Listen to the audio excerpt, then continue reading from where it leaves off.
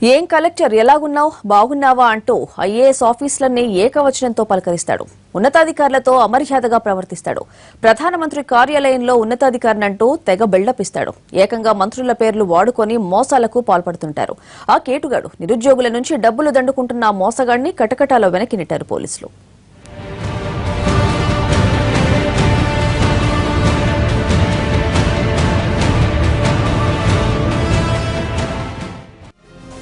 ఇతనే ఆ ఘరానా మోసగాడు.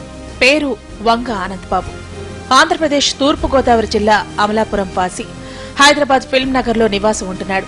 మారు పేర్లతో మోసాలు చేయడంలో తిట్ట. సినిమా ఇండస్ట్రీలో పరిచయాలున్నాయి. అసిస్టెంట్ ప్రొడ్యూసర్ కమ్ డైరెక్టర్ గా చెప్పుకుంటాడు. సీఎం నుంచి ప్రధానమంత్రి వరకు అందరూ సన్నిహితులే అని చెప్పుకుంటాడు. కలెక్టర్ నుంచి కానిస్టేబుల్ వరకు అందరినీ ఏకవచనంతో పిలుస్తుంటాడు. పనుల కోసం మంత్రి దగ్గర నుంచి పీఎం ఆఫీసు వరకు ఫోన్లు చేసి హడలెత్తిస్తుంటాడు. తిరుపతి వెళితే ఏకంగా వీవీఐపీ దర్శనమే.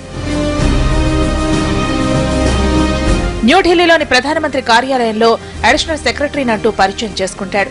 కలెక్టర్లను, ప్రభుత్వంలో కీలక విభాగాల్లో పనిచేసే ఉన్నతాధికారులను సైతం ఏకవచనంతో పేరు పెట్టి అమర్యాదగా మాట్లాడుతుంటాడు. నిజంగా ప్రధానమంత్రి కార్యాలయంలోని అడిషనల్ సెక్రటరీనేమోనని అధికారులు హడలెత్తిపోతారు. సార్ అంటూ మర్యాదగా మాట్లాడుతుంటారు. ఇక సీఎం కార్యాలయంలో పనిచేస్తున్నానంటూ మంత్రుల దగ్గర పనులు చేయించుకుంటాడు. మంత్రుల పేషీల్లో పనిచేస్తున్నానని జిల్లా కలెక్టర్లు, ఎస్పీలను బెదిరిస్తుంటాడు. ఇలా తెలంగాణకు చెందిన 12 మంది మంత్రుల పేర్లు వాడుకున్నాడని విచారణలో తేలింది. సీఎం గారికి, సెక్రటరీ అని ఇట్లాంటి అందరికి కాల్స్ చేసి నీకు జాబ్లు ఇప్పిస్తాను, రికమెండేషన్ చేస్తున్నాం అని చెప్పి అందరి దగ్గర ఇట్లా డబ్బులు తీసుకున్నాను నాకు ఇన్ఫర్మేషన్ వచ్చింది. ఫోన్ నెంబర్ మేము ట్రాక్లో పెట్టి నిన్న అతన్ని వంగ ఆనంద్ బాబు అతని అసలు మేము అరెస్ట్ చేశాము. అరెస్ట్ చేసి అతని దగ్గర నుంచి మేము అతను సెల్ ఫోన్ సీజ్ చేశాము.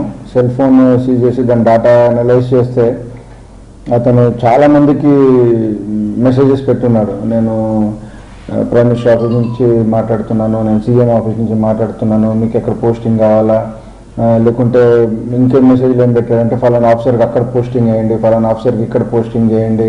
తెలంగాణకు చెందిన 12 మంది మంత్రుల పేర్లు వాడుకుని పనులు చేయించుకున్న తీరు చూసి పోలీసులే షాక్ అయ్యారు. మంత్రుల పేర్లు చెప్పి పోలీసుల్ని బెదిరించిన ట్రాక్ రికార్డుంది.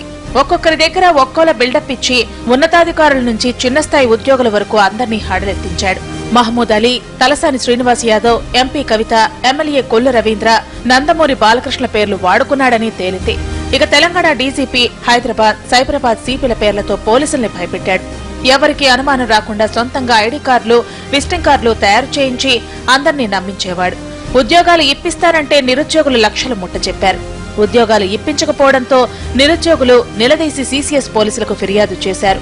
రంగంలోకి దిగిన సీసీఎస్ పోలీసులు ఆనంద్ బాబును అరెస్ట్ చేశారు. అది ఎందుకు పెట్టాడో ఇంకా మనకు తెలియదు. నియర్లీ 1300-1400 ఫోటోగ్రాఫ్స్ ఉన్నాయి అమ్మాయిలు. అవి ఎందుకు పెట్టాడు, ఇంతమంది అమ్మాయిల ఫోటోలు ఎందుకు ఉన్నాయంటే కొంతమంది ఫిల్మ్ స్టార్ ఫోటోస్ కూడా ఉన్నాయి. మళ్ళీ ఎక్కడి నుంచి డౌన్లోడ్ చేస్తాడో అవన్నీ కూడా ఇంకా మనకు తెలియదు. సో ఫర్దర్ ఇన్వెస్టిగేషన్ చేసినాక మనకి ఏమన్నా ఇన్ఫర్మేషన్ వస్తే డెఫినెట్గా మేము ఫర్దర్ యాక్షన్ తీసుకుంటాం. రిమాండ్లో ఉన్నాడు, రాజాన్ టుడే రిమాండ్లో ఉన్నాడు.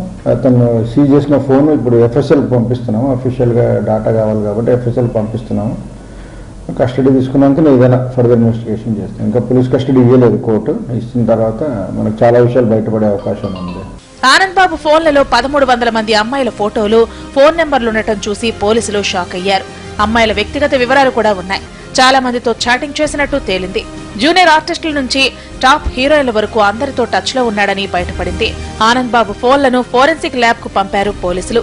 ఇతని దగ్గర ఇంతమంది అమ్మాయిల ఫోటోలు, నెంబర్లు ఎందుకున్నాయని ఆరా తీస్తున్నారు.